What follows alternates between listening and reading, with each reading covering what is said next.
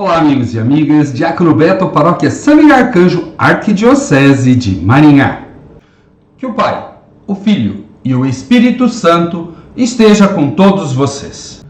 Se você ainda não é inscrito em nosso canal, se inscreva e esteja junto conosco nesta obra de evangelização. Nós vimos nas 10 pragas do Egito que depois de Moisés organizar o povo, ele foi até o faraó. E chegando ao faraó, este não quis ceder para que os seus escravos, a sua mão de obra, que estava construindo as suas obras, fosse para o deserto fazer uma festa para o seu Deus. Não, aqui não. E aí começa uma medição de força, uma queda de braço entre Deus e os deuses faraós. Já que naquele tempo os deuses representavam tudo. Então o povo vai lutar? Sim, com o seu Deus, Javé. E o faraó vai lutar? Sim, com as suas muitas divindades e ele mesmo como uma das divindades, já que ele também era considerado como um deus. E aí nós temos as 10 pragas do Egito. E aí o faraó, já não tendo mais como lutar, faz o quê? Cede ao povo duas coisas. Primeiro, vocês podem ir. Segundo, o povo pede uma indenização. Vocês se lembram em Êxodo 3, 21 e 22, como que está? Farei com que o povo conquiste a simpatia dos egípcios, de modo que ao partir não saiam de mãos vazias. As mulheres pedirão às suas vizinhas e às donas de casa, com quem estiverem alojadas, objetos de prata e ouro e roupas para vestir seus filhos e filhas. Assim vocês vão despojar os egípcios. E aí a gente tem que o povo não sai de mão abanando e tem um pouco de dinheiro para começar a sua caminhada, já que eles eram servos. Aí o faraó deixa esse povo ir. Aí o faraó se arrepende. Aí a gente tem aquela passagem lindíssima do Mar dos Juncos se abrindo, aonde eles vão atravessar a pé seco. Então nós temos que olhar algumas coisas. Primeiro, que época que aconteceu isso? A gente fala lá em torno do ano 1300, 1200, 1150. Aí, gente, não existe uma precisão de data. Você querer o tempo certinho ali, não tem. Até porque lá na história do Egito não existe relato dessa fuga. Porque a gente pede assim, quantas pessoas fugiram?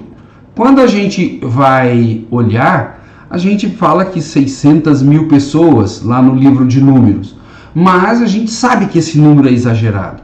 A gente fala em algumas centenas na real. Até porque se a gente perguntar qual que era a população do Egito naquele tempo, não era tão grande assim para ter 600 mil homens escravizados, fora mulheres e crianças. Procurando na internet, se fala que no Egito inteiro, naquele momento, existia 5 milhões de pessoas. O que a gente acha assim até um pouco exagerado, porque somente 4% das terras do Egito são agricultáveis e estão no delta no Nilo.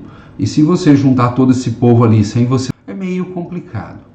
Então saíram, segundo a gente tem com os pesquisadores, algumas centenas de pessoas. Algumas, sim, algumas poucas centenas. E esse povo começa a fazer uma fuga. E depois o rei se arrepende, o faraó se arrepende e manda perseguir. E na perseguição a gente tem essa passagem muito bonita do mar se abrindo. A gente imagina a passagem assim, o mar aqui e aqui, e para tudo e forma um túnel. E não é bem assim. Lá, até hoje, você tem o momento da cheia e o momento da vazante.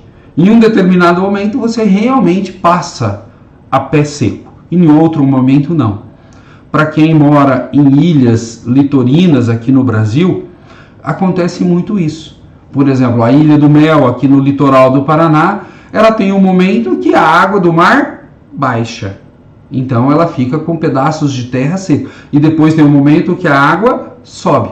Quando você vai para a praia, você também tem um momento em que a água recua.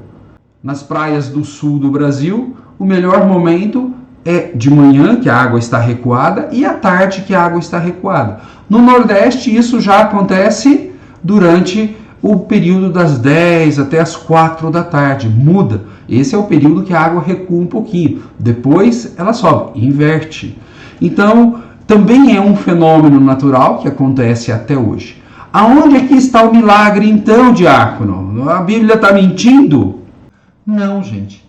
O milagre acontece que dá certinho na hora do povo passar, a água estar baixa, e na hora dos egípcios virem, a água estar alta.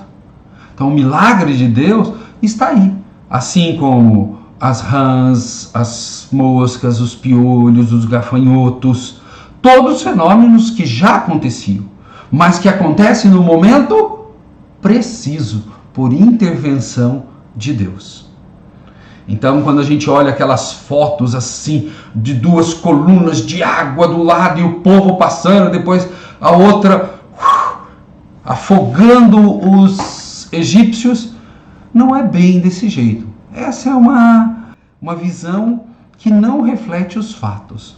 Deus, ele age nos milagres, mas de uma forma respeitando a natureza, fazendo com que as coisas aconteçam no momento certo. E deu certinho para o povo. Chegamos na baixa, passamos, aconteceu a alta.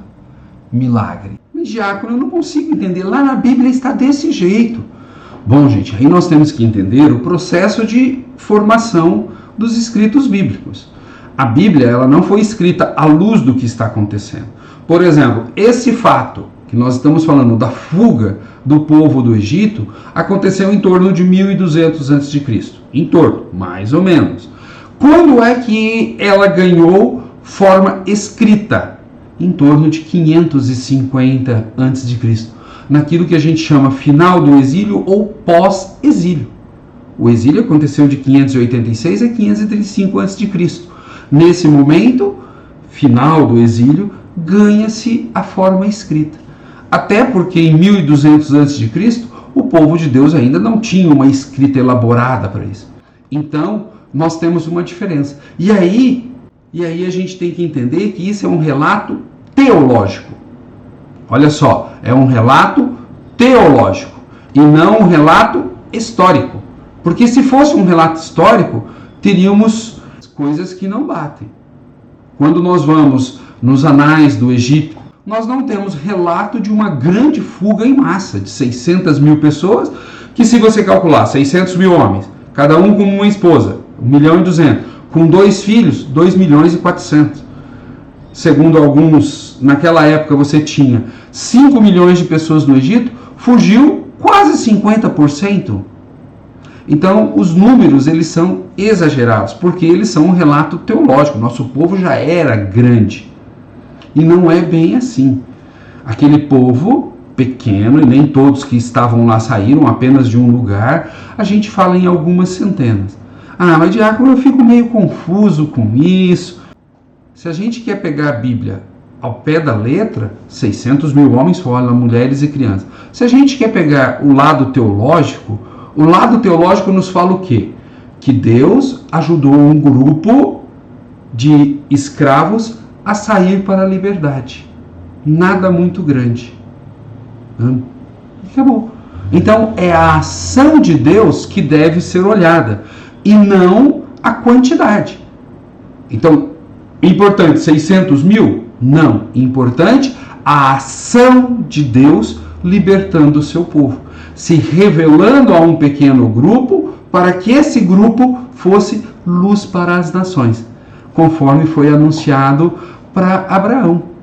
E vocês serão luz para as nações. Então esse povo é um povo abençoado por Deus para falar assim, olha, junto de Deus, liberdade. E Deus nos ajuda no processo de liberdade.